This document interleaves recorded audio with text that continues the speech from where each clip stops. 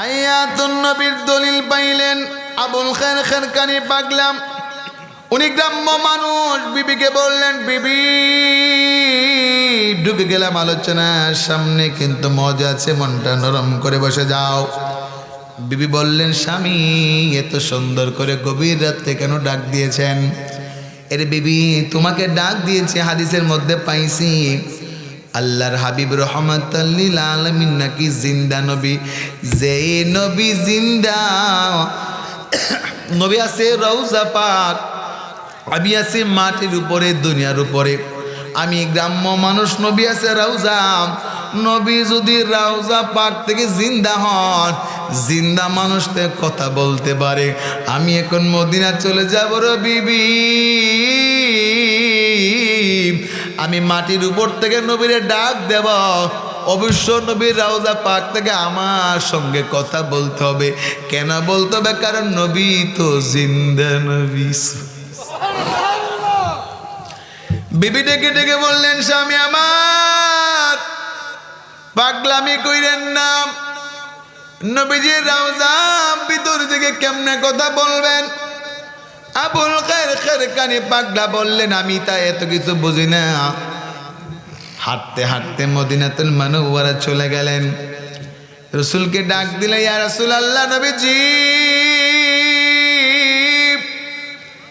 ও নবীজি, আমি পাগলা, আপনার রওজা মুবারক আসছি, আমার সঙ্গে কথা বলেন, দেখা দেন।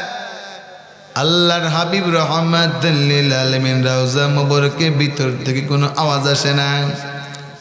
পাগলা বললেন, ইয়া রাসূলুল্লাহ, আপনারা বলে জিন্দা নবী, আমার সঙ্গে কথা বলেন।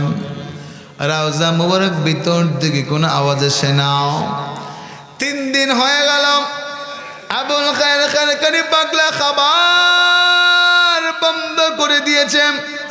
ইয়া রাসূলুল্লাহ, নবীজি, আমি আর কখনো রুটি খাবো না, খেজুর খাবো না, পানি খাবো না, যতক্ষণ আপনি নবীর দিদার না পাবো। আশিক রাসূল কাকে বলে? পাগলা কান্না শুরু করে দিলেন।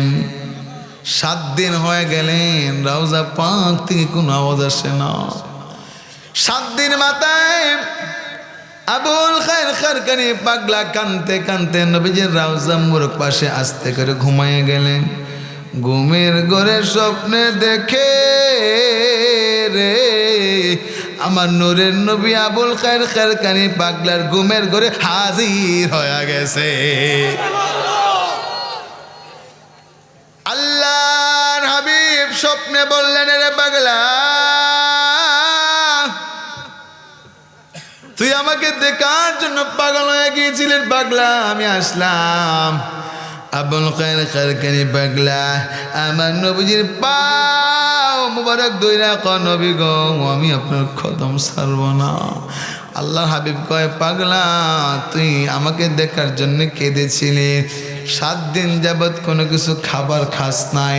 এই দেখ, আমি রাসূল আমার ডান হাতের মধ্যে জান্নাতি গোশতের প্লেট নিয়ে আসছি, বাম হাতের মধ্যে জান্নাতের রুটি নিয়ে আসছি। পাগলার এই স্বপ্নের ঘটনা আবুল খায়ের খানকানি পাগলা বলেন, আমি দেখলাম আল্লাহর হাবিব রহমাতুল লিল আলামিনের ডান হাতের কি রাসূলুল্লাহর সামনে হাজির হতে হবে। সাবধান যুবক রে, আপনার মতন কত যুবকের লাশটা কবরে শোয়াইলাম। এ যুবক, তোর মতন কত যুবক চারে জানিয়া কবরে শুয়ে আছে। এরে বুড়ো বুড়ো বাবা, আপনার মতন কত বাবা কবরে শোয়া। দুনিয়া বেশি দিনের নয়, মনটাকে নরম করে কান্নার নিয়েতে বসে যান। কবে জানে কার মৃত্যু হয়ে যায় বলা যায় না, ঠিক কিনা বলে? এ যুবক, একদিন তুই মা হারা হইবি, বাবা হারা হইবি, বুঝবি মা না থাকলে, বাবা না থাকলে বুঝবি মা কারে কয়। এখন হাসতে পারো, মা না থাকলে বুঝবি মা কারে কয়। কই দিনে বছর যায়। যুবক রে, মনটাকে নরম করে দিন। আবুল খায়ের খানকানি বললেন, আমি দেখলাম স্বপ্নে আল্লাহর হাবিব হাজির। ডান হাতে কি? গোশতের রুটি তরকারি, আর বাম হাতে সুবহানাল্লাহ বলবেন না? যেটা বলেন না সুবহানাল্লাহ। নবীজি বলেন, আবুল খায়ের খেরকানি পাগলা, তুই হা কর, তুই আমাকে দেখার জন্য পাগল হয়েছিলি? নবীজি রুটি মুবারক গোশতের সঙ্গে ভিজাইয়া পাগলার মুখের ভিতরে স্বপ্নে আমার নূর নবী খাওয়াইয়া দিচ্ছেন। একটা রুটি, দুইটা রুটি, আড়াইটা রুটি খাওয়ানোর পর আবুল খায়ের খেরকানি পাগলা বললেন, ইয়া রাসূলুল্লাহ, আমার পেট ভরে গিয়েছে না, আমি আর খাইতে পাচ্ছি না। রাসূল বললেন, পাগলা, আরো অর্ধেকটা রুটি রয়ে গিয়েছে, এই রুটি তোমার হাতে রাখো। হুজুর কেন? তোমার যখন পেটে ক্ষুধা হবে তখন তুমি রুটিটা খাইবা।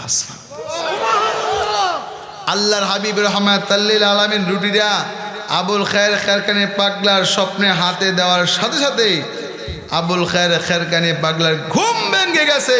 ঘুম ভেঙে স্বপ্নে ভাঙ্গা উনি দেখে রাসূলুল্লাহ সাল্লাল্লাহু আলাইহি ওয়াসাল্লাম স্বপ্নে যে রুটি মুবারক দিয়েছিল ডান হাতে অর্ধেক রুটি, ঘুম ভেঙে দেখে স্বপ্নে দেওয়া রুটি বাস্তবে দেখা যায়।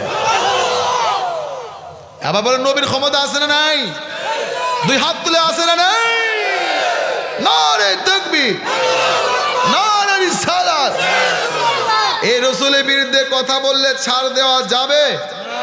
রাসূলের বিরুদ্ধে কথা বললে ছাড় দেওয়া যাবে? আসেন উপরে আসেন।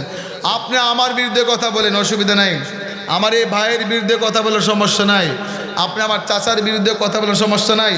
মা বাপ ছেলে মেয়ে 14 গোষ্ঠীকে গালি দিয়ে কথা বলুন, it is your personal matter, কোনো সমস্যা নাই। তবে সাবধান, রাসূলকে গালি দিয়ে কথা বলা যাবে না।